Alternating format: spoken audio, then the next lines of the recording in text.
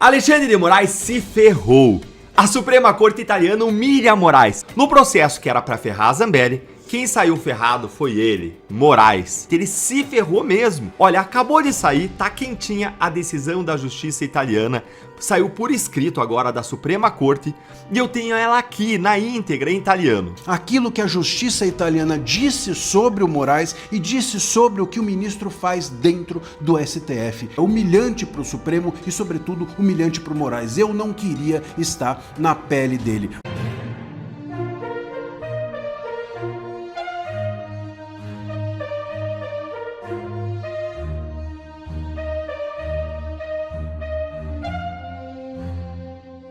Tribunal Internacional INPI, a mais vexatória derrota de Moraes.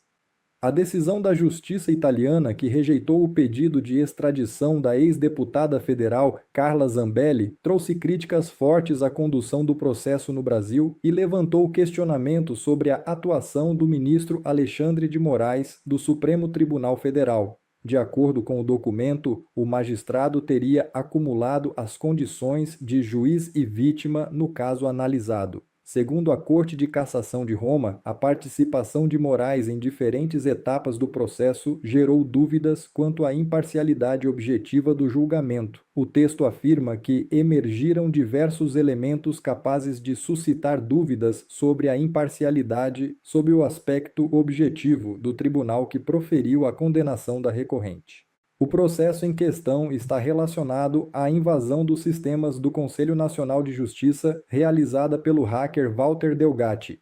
Carla Zambelli foi apontada como autora intelectual do episódio e acabou condenada pelo STF a 10 anos e 8 meses de prisão. Conforme a decisão, a Justiça Italiana considerou que Alexandre de Moraes também figurou como vítima da invasão cibernética. O documento menciona, entre outros pontos, o falso mandado de prisão inserido no sistema do CNJ em janeiro de 2023 e destaca que o ministro teria sofrido prejuízo à sua reputação em decorrência do episódio. A Corte Italiana observou ainda que, mesmo nessa condição, Moraes participou do julgamento que resultou na condenação de Zambelli e na cassação de seu mandato parlamentar. Além disso, a decisão ressalta que o ministro teria sido responsável por redigir o pedido de extradição e encaminhar informações sobre a unidade prisional onde a ex-deputada deveria cumprir a pena. Com base nesses elementos, a última instância da Justiça da Itália concluiu que a defesa de Carla Zambelli não contou com garantias consideradas essenciais para assegurar o devido processo legal e o pleno exercício do direito de defesa. Alexandre de Moraes se ferrou. A Suprema Corte Italiana humilha Moraes e chama ele de juiz parcial. No processo que era para ferrar a Zambelli, quem saiu ferrado foi ele, Moraes. E pior, gente, ele se ferrou mesmo. Ou seja, ele ferrou a si próprio ao agir como ele agiu. Olha, acabou de sair, tá quentinha a decisão da Justiça Italiana. Saiu por escrito agora da Suprema Corte e eu tenho ela aqui na íntegra em italiano.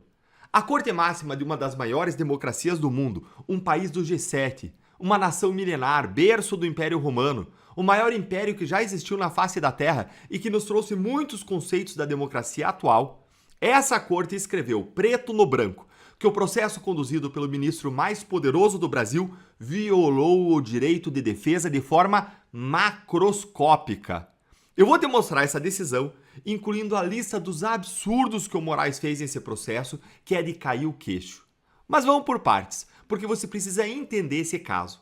A Carla Zambelli, ex-deputada federal, ela foi condenada pelo STF a 10 anos de prisão pela invasão hacker do sistema do CNJ, o Conselho Nacional de Justiça, por inserir um falso mandado de prisão contra o próprio Alexandre de Moraes.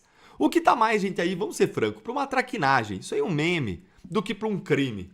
Um dos requisitos de todo crime de falso é a imitação da verdade. Ou seja, o mandado contra o Moraes ele tinha que ser crível.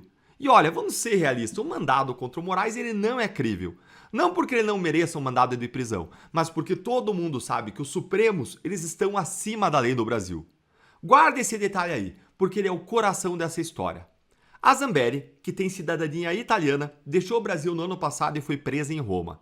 O Brasil pediu extradição E em março, a justiça italiana até autorizou. Mas no dia 22 de maio, a Corte de Cassação, que é o Supremo Tribunal Federal da Itália, anulou tudo, mandou soltar Zambelli no mesmo dia.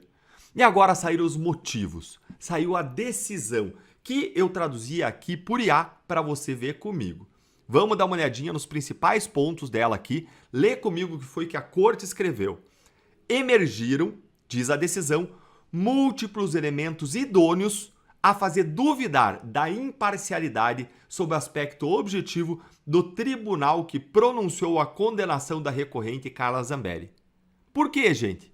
Pela dupla veste de Moraes. Ele era, ao mesmo tempo, um membro do colegiado que julgava a pessoa e também, ao mesmo tempo, ele era a pessoa lesada, era a vítima de um dos crimes. Afinal, o falso mandado de prisão era contra ele. E aí vem a lista que a Corte Italiana montou. O mesmo ministro foi relator do processo, participou do julgamento da própria suspeição, votou pela condenação, decretou a perda imediata do mandato dela, passando inclusive por cima da Câmara, emitiu um mandado de prisão, redigiu o pedido de extradição e ainda forneceu as informações sobre o presídio onde ela ficaria. Gente, vocês conseguem entender o tamanho do absurdo disso? A Corte Italiana mostrou para todo mundo ver que ele é vítima, é testemunha, é julgador, é carcereiro e é juiz executor. Tudo na mesma pessoa. É o todo-poderoso Alexandre de Moraes, que você conhece bem ao longo dos últimos anos. Em que democracia do mundo isso é normal? Só na democracia bananeira do Brasil. Só na juristocracia supremacista dos Supremos. E a conclusão da Corte, ela é devastadora. Olha aqui, ela diz que houve uma violação macroscópica do direito de defesa. E fala ainda que a proteção dada pelo sistema brasileiro foi apenas labial, não substancial. Ou seja, teve uma proteção do direito de defesa para inglês ver. E fala ainda que essa violação que aconteceu aqui no Brasil, ela estendeu uma sombra de prejuízo, uma outra tradução seria parcialidade, sobre o seu desenvolvimento desse processo aqui como um todo. Ou seja, o processo inteiro ficou contaminado. O Brasil registra essa decisão, ele não apresentou nenhuma prova concreta de equidade no processo, nem sequer uma declaração de suspeição do ministro. Resultado: anulação sem possibilidade de reenvio do pedido de extradição e ainda a extradição foi negada com base no artigo 5º do Tratado Brasil-Itália, que proíbe entregar alguém a um processo que não assegure os direitos mínimos de defesa.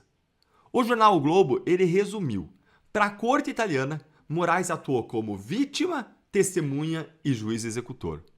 Gente, não dá uma satisfação. É aquilo que a gente fala há anos aqui no Brasil, é aquilo que está escrachado para todo mundo ver. Mas aí você tem aquela imprensa militante que defende o Moraes de modo cego, de modo enviesado. E agora a gente tem um reconhecimento de uma corte imparcial, sem nenhum interesse no Brasil, estrangeira, uma corte efetiva de respeito aos direitos humanos, numa democracia real, falando aí o que todo mundo sempre disse aqui da direita e que tá óbvio, é evidente. Mas a gente fica pensando se a gente não é louco, porque a gente fala, parece que a gente tá falando para as paredes. E aí a gente encontra esse resgate da justiça, esse gostinho de esperança, essa luz no final do túnel de que existe ainda a justiça, ainda que seja em algum lugar do mundo. Existem juízes não só em Berlim, mas existem juízes em Roma. Gente, além de ser mais uma humilhação e mais um vexame internacional para o currículo de Moraes, a Suprema Corte Italiana, ela também mandou um recado fortíssimo e importantíssimo para o mundo, que eu já vou te contar qual é, mas antes disso eu tenho um recado muito rápido para você que é empresário ou que tem um pequeno negócio, um comércio, algo que você empreenda. Você acorda cedo, trabalha duro, faz sacrifício diário e tudo isso para quê? Para construir algo que fique. Algo que você possa deixar para sua família, um legado. Mas aí eu te pergunto, o nome do seu negócio está protegido? Porque se não está, tudo que você construiu pode ser tomado por alguém que simplesmente registrou o nome primeiro. E legalmente, o direito é de quem registra antes, não de quem merece ou de quem teve a ideia original daquele produto, daquele negócio. Por isso, a Move On Marcas, que é patrocinadora aqui do canal, é a maior assessora de registro de marca no Brasil. São mais de 10 mil clientes, processo 100% digital, rápido, acessível, cuida de tudo e te ajuda a proteger o que é seu. Clica no link que eu vou deixar aqui na descrição no comentário fixado ou aponta sua câmera aqui para o QR Code da tela. Não deixa para proteger o que é seu para depois, porque pode ser tarde demais. E agora vamos lá, para o recado final que eu prometi para vocês, que a justiça italiana mandou não só para o Brasil, mas mandou para o mundo. E o recado é este aqui, ó. Repara que a corte italiana ela não absolveu a Zambelli dos crimes. Ela disse que o processo ele não merece confiança. Para uma democracia madura, fundadora da União Europeia, o problema não é a ré.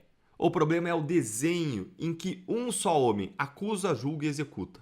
E ainda é a vítima. Não dá nem para a gente avaliar a acusação contra a Zambelli de forma séria, porque ela não teve um julgamento justo. É disso que se trata.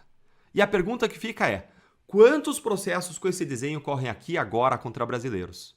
Eu estou falando de brasileiros que não têm cidadania italiana para escapar.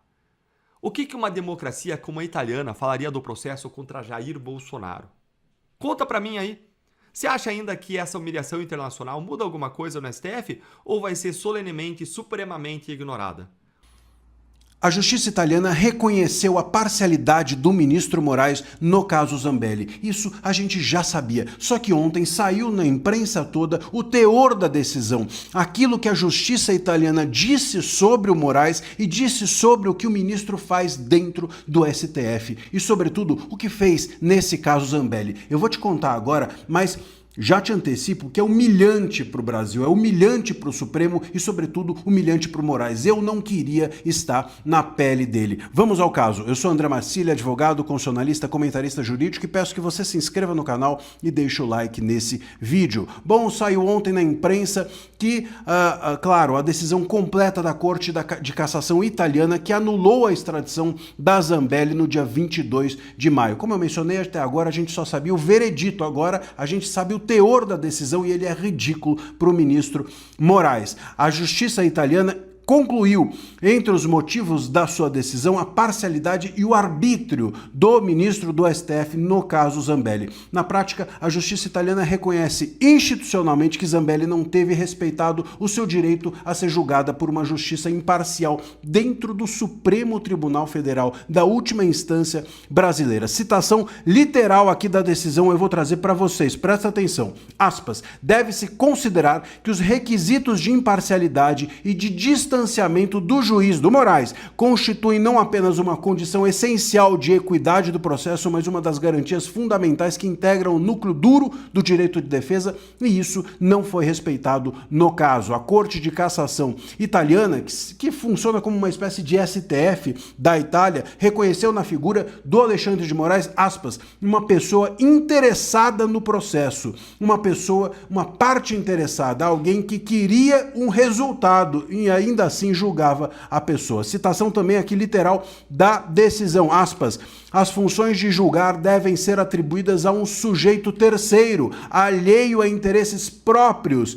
que possam turvar a aplicação rigorosa do direito e também livre de convicções pré-constituídas a respeito da matéria sobre a qual deve se pronunciar. A justiça italiana, além disso, também citou o Tribunal Europeu de Direitos Humanos e o trecho que cita o Tribunal Europeu de Direitos Humanos diz respeito a juízes que agem com má fé, com interesse pessoal em determinada causa. Má fé e interesse pessoal. É dessa forma que o Moraes foi classificado pelo STF da Itália. Olha, mais ridículo que isso não tem como. O tribunal italiano entendeu que a Zambelli foi julgada no Brasil sob a acusação de financiar uma invasão aos sistemas do Conselho Nacional de Justiça, o CNJ. E o ministro Moraes era membro do CNJ. Por isso, a justiça italiana já entendeu que ele seria interessado. Mas tem mais. Ela também era acusada de forjar um mandado de prisão contra o ministro Moraes. E, portanto, ele também seria vítima desse mesmo caso. E não tem como para a justiça italiana ou para qualquer justiça que não seja a brasileira entender-se que uma pessoa pode ser vítima, pode fazer parte do interesse no caso e ainda assim julgar a pessoa. Isso só no Brasil, ou só na República, ou só na democracia do Moraes e dos ministros do STF. É um vexame total um ministro da última instância da Suprema Corte brasileira ser entendido como um ministro parcial, um ministro perseguidor. E foi isso que o STF da Itália entendeu a respeito do caso Zambelli. A posição do Moraes é a seguinte, ele dá uma nota dizendo, aspas, Todas as decisões ocorreram em estrita conformidade com as normas do direito, só se for o direito da cabeça dele. E, ainda mais, aspas, ele só se pronunciará nos autos. Não é verdade, o ministro Moraes tem se pronunciado em tudo quanto é lugar, nos autos também, mas não só. A Itália discordou dessa decisão do ministro e isso é histórico e, sem dúvida alguma, é uma derrota internacional, pessoal e humilhante do ministro Moraes. Fica aqui no canal, deixa o seu comentário e fica ligado que a gente tem notícia o dia inteiro, quente, sobre tudo, sobre o mundo jurídico e político para vocês.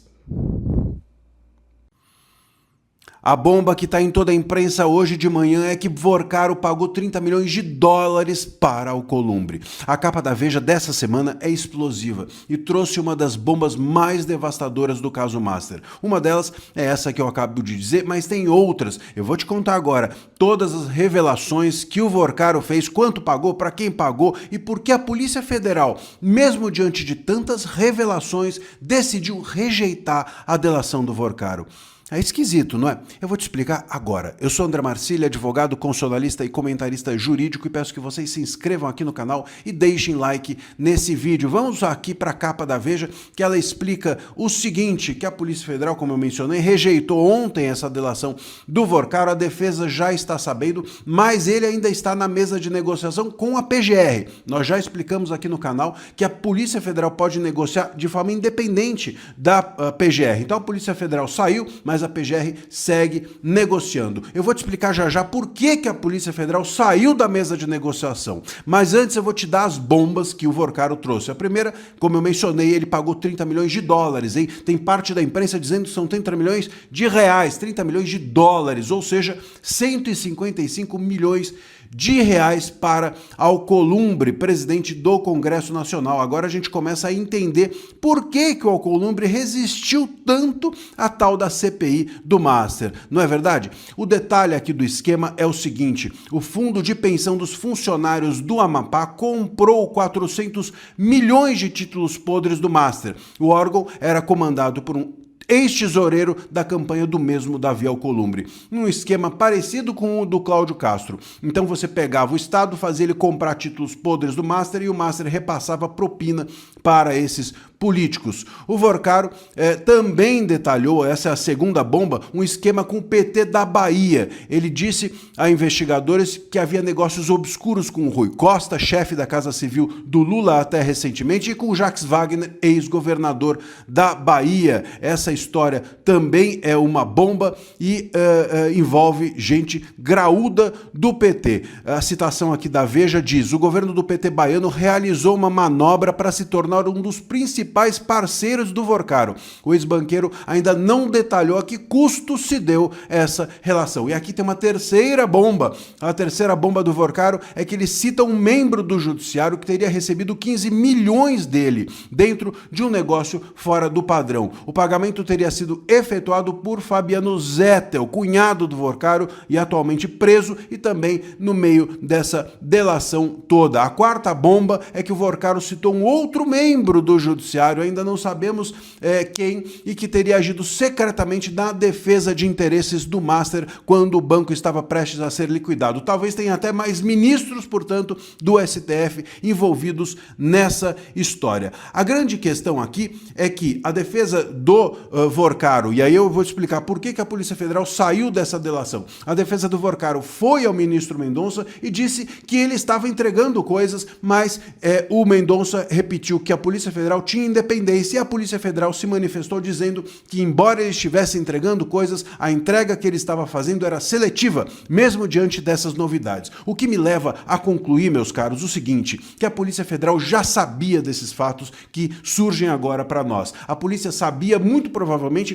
pelos celulares do Vorcaro e estava pedindo a ele algo novo, algo para além do que eles já sabiam. E o Vorcaro entregou apenas o que a Polícia Federal já sabia. Então, o que está na mesa mesa é o seguinte: o Vorcaro está esperando a virada do ano para ser solto, ou pela presidência, nova presidência a ser exercida no STF pelo Moraes, ou pelas mãos do Gilmar Mendes. Enfim, ele está esperando alguém soltá-lo. Enquanto isso, ele vai soltando migalhas, ou vai soltando aquilo que a Polícia Federal já sabe, embora para nós seja novidade, para a Polícia Federal não é. Então, quando a Polícia Federal já sabe de algo, quando não tem mais como esconder, ele vai lá e diz, ele formaliza: olha, eu sei disso aqui, só que aquilo a Polícia Federal já sabe. E a Polícia Federal quer que ele conte algo novo, algo inédito e algo que não seja seletivo, que não venha à tona, que não seja dito por ele apenas quando a Polícia Federal já descobriu por outras vias ou por pernas próprias. Muito provavelmente, essa é a razão da rejeição dessa nova delação do Vorcaro.